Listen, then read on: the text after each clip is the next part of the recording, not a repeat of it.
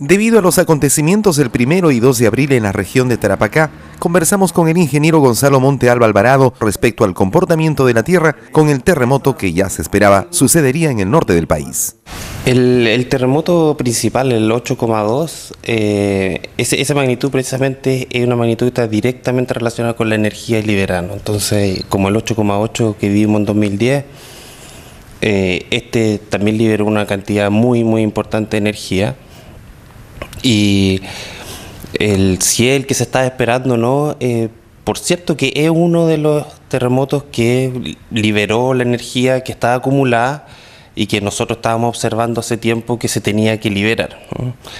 Si queda más energía liberada, o sea, acumulada, que puede liberarse después, sí queda más energía, porque hay zonas que falta romperse, que deberían romperse. Y entonces no se puede decir que no va a venir otro sismo de características similares.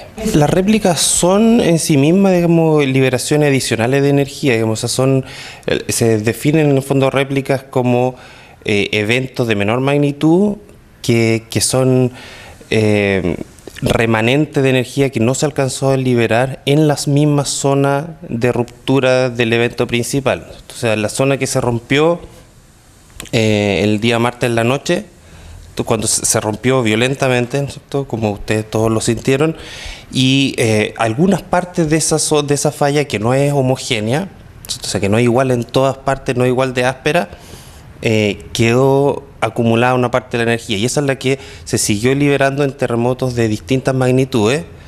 Uno de ellos, la réplica esta que fue bien fuerte, ¿no es cierto?, del día miércoles en la noche. Entonces, con todas las réplicas siguen liberando energía. Y como ustedes ya saben también, digamos, viviendo aquí en una zona sísmica, los terremotos pequeños, digamos, de magnitudes chiquititas, digamos 4, 5, liberan muy poca energía en comparación a uno de los grandes, ¿no? La predicción temporal en los terremotos es muy difícil y la comunidad científica ha estado por un montón de años intentando pronosticar temporalmente los terremotos y sin éxito. Entonces hasta ahora realmente no hay una evidencia clara de una metodología para poder predecir temporalmente los terremotos. Entonces, desde la perspectiva puramente científica no se puede.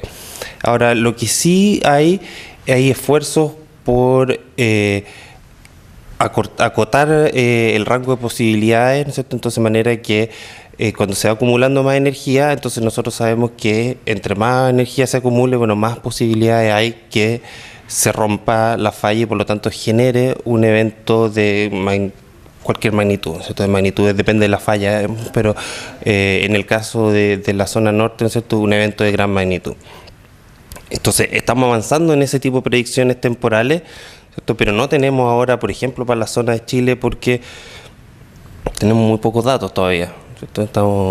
Estos terremotos son para nosotros un laboratorio in situ, ¿no es cierto?, un laboratorio a escala natural, y es por eso que no solamente en sino que también en 2010 y el 2007 en Perú hemos estado interesados, digamos, y viajamos a la zona para evaluar los daños y ver qué cosas se han hecho bien, qué cosas no se hicieron tan bien, y entonces hay que mejorar, digamos. El propósito de estudiar los terremotos de la perspectiva de la ingeniería civil, ¿no es cierto?, es precisamente hacer las estructuras más seguras para las personas. Y nosotros estamos desde el jueves fue el día que pudimos llegar a Iquique, visitando un número súper importante de estructuras y de obras de ingeniería civil en general. Y la opinión nuestra, digamos, es que realmente se comportó muy bien, digamos, y lo que más nos llamó la atención, de hecho, fue las personas, digamos, el nivel de estrés que tenían, digamos, que era muy alto, ¿cierto? Mucha gente se ponía muy nerviosa con el tema, pero la estructura en sí misma, digamos, está en súper buen estado, digamos, o sea, en general. Hay algunos casos particulares, digamos, que tuvieron daños severos, pero la gran mayoría tuvo muy buen comportamiento. Y entonces, ante la pregunta de la mayoría de la gente con la que nosotros nos entrevistábamos, que sea en sus casas o edificios, si es que esto resiste un terremoto mayor o el que se supone que viene. Y hay dos cosas súper importantes que yo creo que es importante que la gente sepa. Uno es que para los eventos de magnitudes grandes, como sobre 8 de todas maneras, ¿no es cierto? Pero inclusive menos, 7,8, la intensidad, la fuerza con que se mueve el suelo no aumenta. O sea, si yo cambio de 8 a 8,8, ¿sí?, no aumenta la fuerza con que se mueve, ¿sí? Lo que pasa es que se rompe una zona más grande, ¿sí? Pero la intensidad, lo que sienten las personas, lo que sienten los edificios, ¿cierto?, no aumenta, ¿no? Entonces se rompe una zona más grande, libera mucho más energía, así que se rompe el doble, libera el doble de energía, pero lo que siente el edificio, la estructura y las personas también que están cerca, a ese nivel de magnitud ya no aumenta, y por lo tanto las estructuras que resistieron muy muy bien, digamos, porque las hemos mirado con detalle, si viene una magnitud 9 van a resistir también. No, que eso no quiere decir que la gente no se vaya a asustar, no quiere decir que no vayan a haber algunas fallas, qué sé yo, como las que vimos en este terremoto, pero en general las estructuras que tienen grietas, qué sé yo, todo, son grietas que están pensadas para que así ocurrieran, ¿no es cierto? O sea, que tenían que ocurrir, se diseñan para que ocurran algunas de esas, ¿no es cierto? Y para que cuando los elementos de hormigón armado, por ejemplo, que es una gran parte de las construcciones de aquí, se flecten y entonces trabajen, tomen cargas sísmicas, ¿no es cierto?, y de otros tipos, entonces tiene que salir alguna grietita, digamos, ¿no es cierto? Y si uno compara estas con las que hemos observado en terremotos anteriores, nuevamente, por ejemplo, el 2010, entonces esta no es nada, ¿no? O sea, las grietas que observábamos en estructuras para el terremoto del Maule eran, o sea, de otro orden de magnitud, muchísimo más grandes, ¿no? Entonces es natural que uno se preocupe, que se angustie la gente, pero cuando desde la perspectiva técnica nosotros la revisamos, la gran mayoría está muy bien.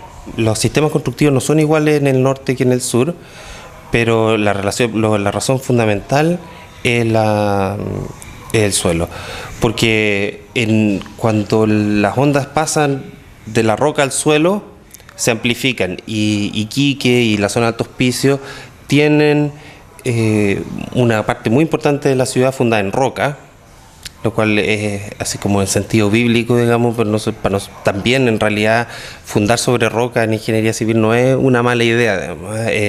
Las ondas no se amplifican, y por lo tanto lo que siente la estructura es mucho menor que lo que siente si es que la onda pasa de roca a suelo por un espesor importante de suelo. Entonces ahí se amplifican mucho más las ondas, y la energía que llega a la superficie, entonces que afecta a la estructura, es más grande. Pero de todas formas el daño es bajo comparado, por ejemplo, con el sur en el terremoto del 2010, y la razón es que los suelos eólicos, como la duna del Cerro Dragón, son suelos bastante densos, que en superficie, cuando uno caminaba, yo cuando niño iba a comprar volantines al Cerro Dragón, claro, yo me hundía, pero cuando va a fundar un edificio es suficientemente profundo y es un suelo bastante competente, es rígido, y eso hace que nuevamente cuando pasan las ondas desde la roca, donde se vienen propagando desde la zona de liberación de energía, llegan al suelo y llegan a este suelo que es rígido, ¿cierto?, que es bastante firme, digamos, entonces se amplifica, pero se amplifican poco. Diferente el caso de valles como por ejemplo el de la ciudad de Concepción, que nosotros hemos estudiado mucho, que el suelo es mucho más blando, y por lo tanto las ondas se amplifican mucho más, y además los espesores son mucho más grandes. Aquí está hablando de espesores en el orden de decenas de metros, en el caso de Concepción es más de 100 metros, entonces tiene mucho más espacio para amplificar las ondas y por lo tanto causar mucho más daño a la infraestructura. Que tiene daños porque justo está en una parte de harta pendiente del Cerro Dragón, y entonces esa zona tiene más daño. Una parte importante de esos daños tiene que ver con el método constructivo, digamos, que se construye, por ejemplo, muros de contención, que en ninguna parte son muros de contención, sino que aquí se construyen como muros de albañilería confinada, de cadenas rellenas con bloquetas, y eso funcionaba como un muro de contención, y eso en realidad en ninguna parte es un muro de contención. Los muros de contención son de hormigón armado, tienen otra estructura, otro cálculo, y esto bueno, fallaron porque nunca fueron pensados para hacer muros de contención en realidad.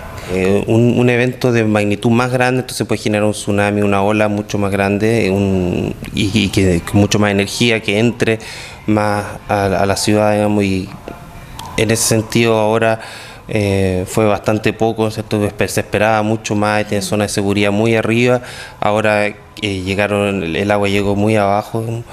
Y un evento más grande sí podría tener efectos de tsunami más importantes.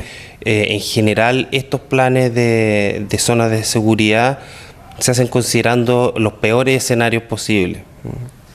Entonces, si es que, por ejemplo, cuando se rompe la falla, el suelo de Iquique debería subir un poco y eso debería proteger a la ciudad del tsunami, como si hubiéramos construido una muralla para detener la ola, pero eso no se toma en cuenta porque está considerando el peor escenario.